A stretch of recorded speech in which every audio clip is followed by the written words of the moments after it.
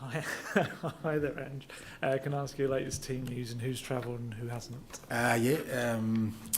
So I guess from recent last game, obviously a couple of players ineligible, Jed and Region, and then I think the only other one's missing is Pape, who's got a slight knock from the weekend, so he's out, and then we get Bentancur back. I think that's the only one. Yeah. So it looked like maybe we showed a bit of discomfort in training today. Was that the case? Yeah, he tried to train, but he was still a bit sore from the weekend. So we're hoping it won't be anything that keeps him out for too long. But chance for him on the weekend. But just the turnaround was too quick. He's training, but he's not travelled. He's not playing, and probably another week to 10 days for him. Yeah. Oh, sorry. Yeah. It's getting really confusing. I'm sorry.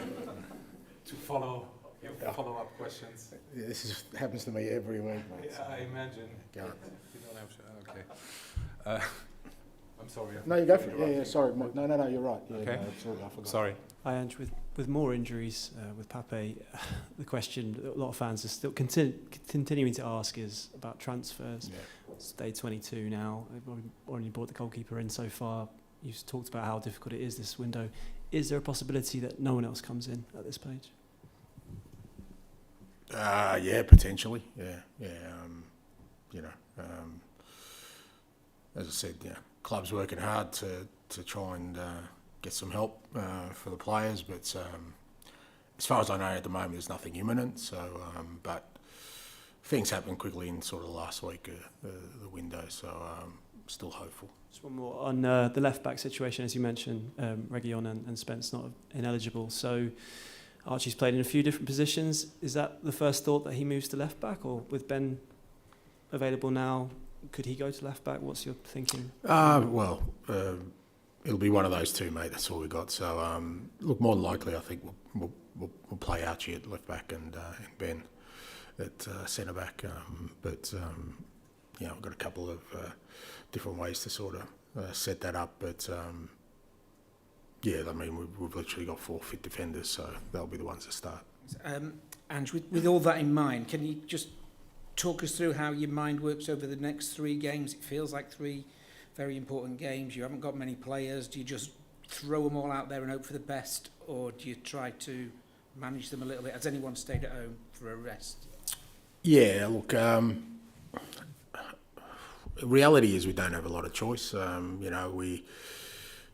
no doubt that the players. I mean, Pape is probably the latest in guys who have just been sort of grinding through it for as long as they can, and we just got to keep doing that. We've got no other options. That's the basic premise of it. That I think we've probably got 13 first-team players who've travelled today. Weekend we're hoping maybe. Like I said, Pape, quick turnaround, potentially Biss, but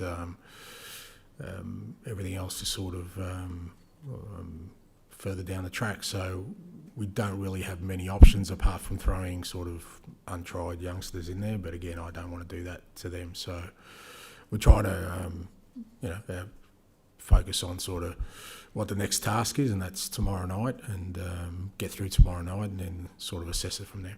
Hi, Ange. I was just wondering, the season obviously in terms of the Cups is still going pretty well. I wonder if you think that in some ways that might have sort of led to the players almost taking their eye off the boil in the league, because they've sort of had this excuse distraction in these competitions.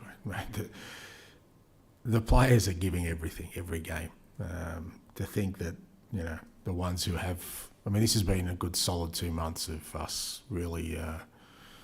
relying on a small group of players, and for every competition. As you said, we're in every competition, which is a great thing, but it obviously adds a toll. We've been playing, 2 games a week for this whole period. But to suggest the players are given anything other than, that's why we're kind of picking up some injuries now. Is that the players are given everything every game. They're not prioritising anything.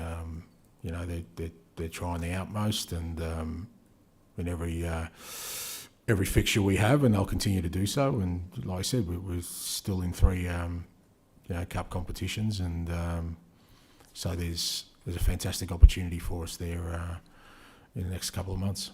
I just wondered, in terms of being in this position, do you sort of look and think, how is this happening? What is it down to? Do you sit there and think about that? Or is it just one of those perfect storms that happens because of modern football, because of scheduling? And is it a warning to those who are scheduling competitions that this is the kind of thing that you're going to be looking at in the future if you don't get a grip on it? In terms of the first part of your question, it's a combination of both. You're kind of always, assessing as to why it's happening, which is, I think it's only logical. And certainly, early part of the year, there was some things that were kind of repeatedly happening with guys coming back from injury, getting re-injured, which kind of cost us. And sort of we've worked hard to sort of try and better that process. But the recent one is just accumulation and the toll of fixturing. You're right, and I know probably sort of we've been hit the hardest last year, but it's becoming more prevalent. I think if you look at the teams that are in Europe, even last year, you look at Newcastle, they really suffered, and Villa to a certain extent this year. You really need a really strong squad of players and keeping them healthy to cope with playing in Europe. And if you do well in the cup competitions like we have, because it's not manageable when you've got 3 games a week. I mean, for the length of time we've had, and like I said, some of it's because obviously we've done well in the Carabao Cup, and that's added extra games to our fixturing, and obviously with Europe this year, 2 extra games again. So all these things are taking its toll now. People may look at us and think it's a unique case. It is a very extreme case for sure, but I don't think it'll be as uncommon as people think as we move along. So, I think I've said before, there's some warning signs there for others, but obviously we're paying the toll right now. Hi, Ange. In terms of what you just said there about accumulation, do you feel that there's a lesson just for the club as a whole to take on board about recruitment strategy, squad planning, should you be in Europe again next season? I mean, look, squad numbers are going to stay the same. It's not like they're increasing, I guess is my point. I think if you're going to play this much football, you should be increasing squad numbers, is my belief. Doesn't matter how many, what strategies you put in place. Like I said, if you want to compete at this level and you happen to do well in all competitions, then there's no other way to kind of counteract it. You have to rotate your team. You have to virtually almost have 2 separate lineups. Now we haven't been able to do that. Like I said, some of that was because of the injury toll we had earlier in the season, and that's sort of accumulated, and then that's kind of created this scenario now where we're having to play with the same players consecutively. So I don't think it's a matter of the club strategy or recruiting.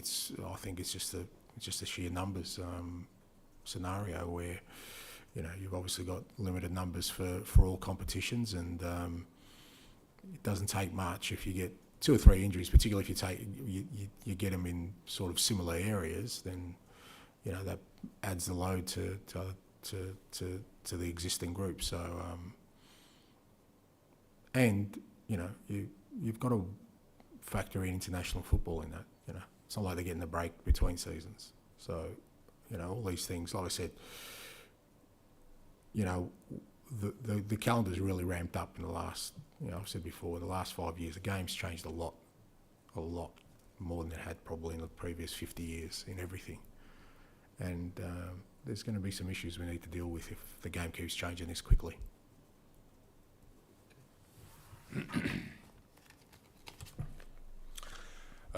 Folgefrage zu der Frage davor. Ja, denken Sie, dass es da vielleicht auch eine gewisse Lektion gibt, die man daraus lernen kann, die vielleicht auch Ihre Strategie, was die Spielerkäufe, was die Transfers angeht nächstes Jahr, die Ihre Strategie da beeinflussen könnte? Und die Antwort des Trainers ist, die Größe einer Mannschaft ist eigentlich immer mehr oder weniger die gleiche, und wenn man gut dabei sein will in den Wettbewerben, dann gibt es eigentlich mittlerweile fast nur noch den einen Weg, nämlich dass man quasi fast zwei komplette Mannschaften benötigt, 2 komplette Aufstellungen. Und das wäre bei uns Anfang der Saison auch so gewesen, aber dann kam eben das ganze Verletzungspech dazu und das hatte zur Folge, dass wir jetzt eigentlich fast alle Spieler immer mit den gleichen Spielern machen mussten. Ich denke nicht, dass es groß die Strategie beeinflussen wird, sondern es ist wirklich einfach die schiere Anzahl der Spiele, wie der Kalender angewachsen ist. Und dann darf man... Pardon. Und dann darf man nicht I've lost vergessen... the translator as well. Sorry? Even my translator's injured. Everyone, just stay away from me. Ja, und dann darf man nicht vergessen, kommt halt auch noch der internationale Fußball, also die Nationalmannschaften dazu, wo eben auch nochmal viel Belastung auf den Spielern zwischen den beiden Saisons liegt. Es ist eigentlich immer irgendwas los. Wenn man sich den IMC, den internationalen Matchkalender, wenn man sich den anschaut, wie stark der sich in den letzten 5 Jahren verändert hat, ich würde sagen, so hat sich das in den letzten 15 Jahren nicht verändert wie in den letzten 5. Also es ist schon heftig geworden.